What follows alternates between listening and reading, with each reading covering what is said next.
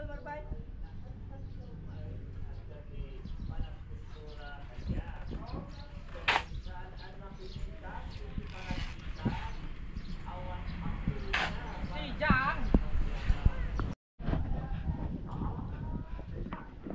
are you today? You look tired. How many bags? Talo lang.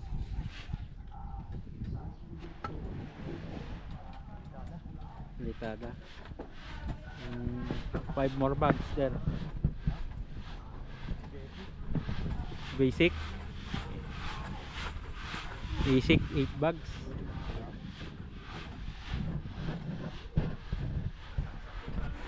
Yun mga idol, so i-update din natin tong San Luis project. Ano po, so silipin natin yung accomplishment namin dito sa loob ng bahay mga idol, yung ating tiles installation saka ceiling installation, ano mga idol. So sa una ng ating video mga idol ay nakita nyo naman, nagsimula na po yung ating plastering sa rear side o sa likod, and then sa left side elevation po ng bahay, ano po. Yan, so sa mga nakasubaybay sa aming reels mga idol, ay ito yung mga in-upload natin na video, ano po. So ito po yung high ceiling na extreme line, ano po. So fluted po yung nilagay namin dyan sa taas, and then sa part ng cove ay PVC, and then sa tapat ng staircase mga idol, o yung sa landing ng hagdanan dito sa second floor ay PVC din. Dito naman po sa tapat ng staircase, yung paakyat na po, may lagay kami dito ng konting design, may kanal sa gitna. So drop ceiling po yung drop light yung ilalagay dyan, 3 drop light, kapareha po nito dun sa kabilang side. Then dito naman mga idol, parehas din po ng sa may staircase, para diretso yung sinag ng ating pin light. Yan, 9 watts po yung nilagay namin dito na pin light. Then yung sa gitna ay chandelier po yan, bulb. Sa gitna ay bulb, ano. Valve yung nandyan, valve muna. Then dito sa mga idol,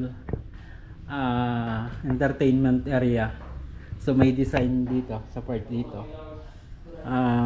Ito naman yung design, 3 plate, and then cove, then PVC.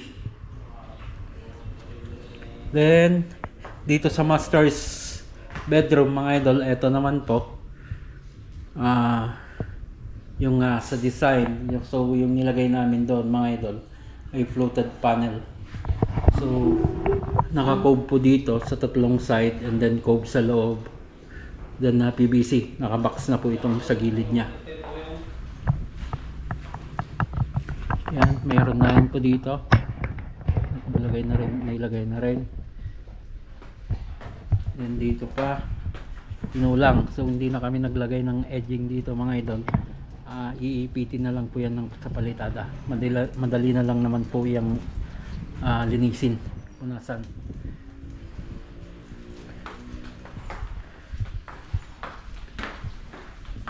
Then sa kitchen mga idol, ito naman yung design, simpleng cove, then may kanal pulit dito, 9 watts yung pin light na nilagay. Nandito yung central light, then yung sink nandiyan na, nilagay na, na-tiles na rin po itong sa lababo. So nakapunahin tayo ng ating mga basher mga idol, hindi na namin binago itong lababo. So yung concrete ng buhos dati mga idol, sinunod na lang po namin yan para hindi na madagdagan yung sa trabaho, ano po. Kaya makapal po itong pinakasanepa niya. Ayan. So yung kantomesa ulit yung parang ginawa namin dyan sa gilid niya. Dito naman mga idol sa baba, nilagay na namin yung water closet po dito, then yung sa pedestal lavatory.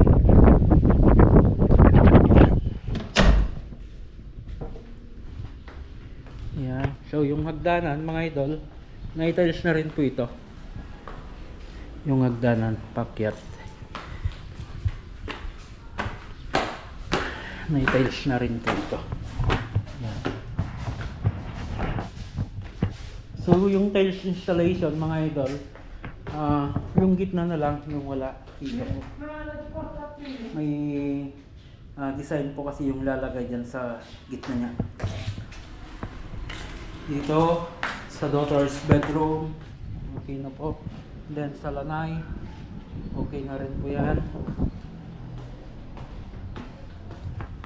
Dito naman sa room 2, okay na rin po ito. So konting linis na lang sa naka-view deck ng bahay, okay na rin po ito. Ayan.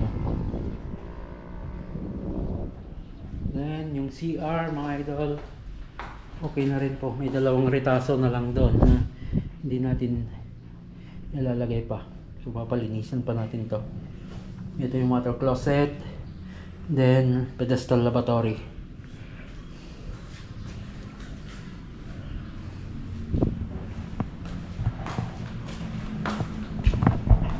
Yan o. So ito yung view nya mga idol. Dito sa taas.